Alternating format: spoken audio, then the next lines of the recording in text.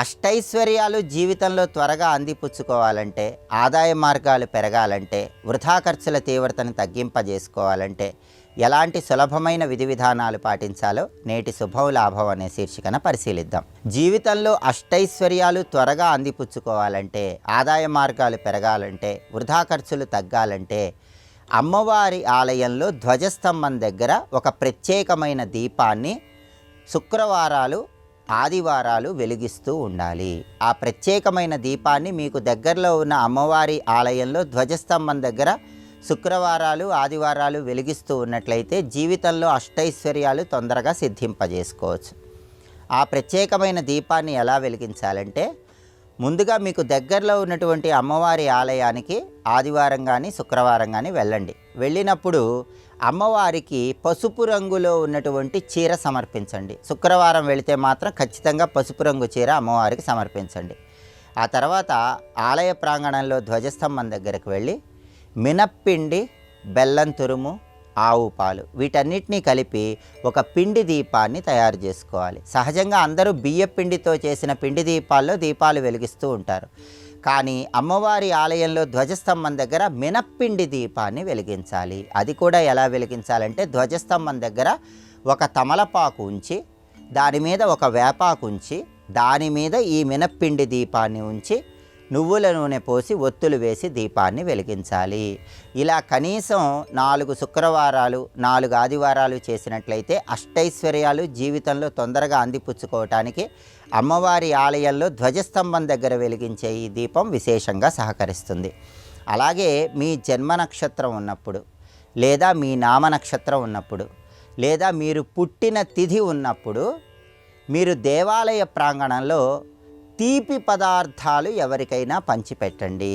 తీపి పదార్థాలు పాలకోవా లాంటివి ఎవరికైనా పంచిపెట్టినట్లయితే క్రమక్రమంగా మీకు జాతకపరంగా ఉన్నటువంటి ఆర్థికపరమైన దోషాలన్నీ తొలగింపజేసుకొని ఐశ్వర్య ప్రాప్తిని సిద్ధింపజేసుకోవచ్చు.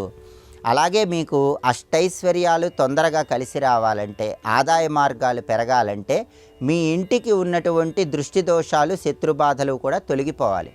అప్పుడే మీకు ఐశ్వర్యం కలిసి వస్తుంది, ఆదాయ మార్గాలు పెరుగుతాయి. కాబట్టి ఇంటి గుమ్మానికి వేపాకుల దండను అలంకరించాలి.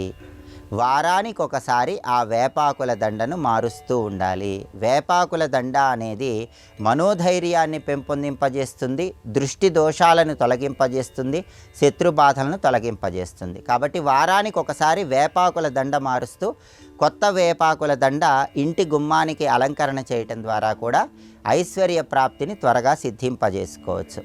అలాగే మీరు తొందరగా జీవితంలో అష్టైశ్వర్యాలు పొందాలంటే, ఖర్చులు తగ్గాలంటే, ఆదాయ మార్గాలు పెరగాలంటే కర్మ ఫలితాల వల్ల జాతకంలో ఉన్న దోషాలన్నీ తొలగిపోవాలి. అలా కర్మ ఫలితాల వల్ల జాతకంలో ఉన్న దోషాలు పోవాలంటే మీ జన్మ నక్షత్రం ఉన్నప్పుడు నువ్వులు దానం ఇచ్చుకోవాలి. నువ్వులు దానం ఇస్తే సమస్త వస్తువులు దానం చేసిన ఫలితం కలుగుతుందని పరిహార శాస్త్రంలో చెప్పారు.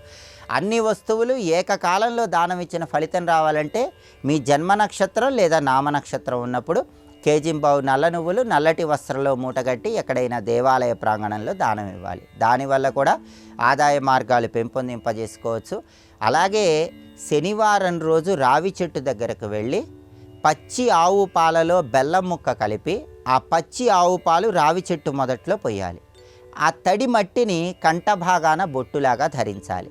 ఆ మట్టిని కొద్దిగా గృహానికి తెచ్చుకొని ప్రతిరోజు కూడా ఆ మట్టిలో కొద్దిగా జలం కలిపి దాన్ని తడి చేసుకొని కంఠభాగాన ఆ మట్టిని బొట్టులాగా ధరించాలి. ఇలా శనివారం రావి చెట్టుకు సంబంధించిన ఈ విధి విధానం పాటిస్తే కూడా ఆదాయ మార్గాలు పెంపొందింపజేసుకోవచ్చు, వృధా ఖర్చుల తీవ్రతను తగ్గింపజేసుకోవచ్చు. అలాగే శ్రీ మహాలక్ష్మీదేవికి సంబంధించిన ఒక ప్రత్యేకమైన సులభమైన మంత్రం ఉంది. ఆ మంత్రం ఏంటంటే, ఓం నమో ధనదాయై స్వాహ.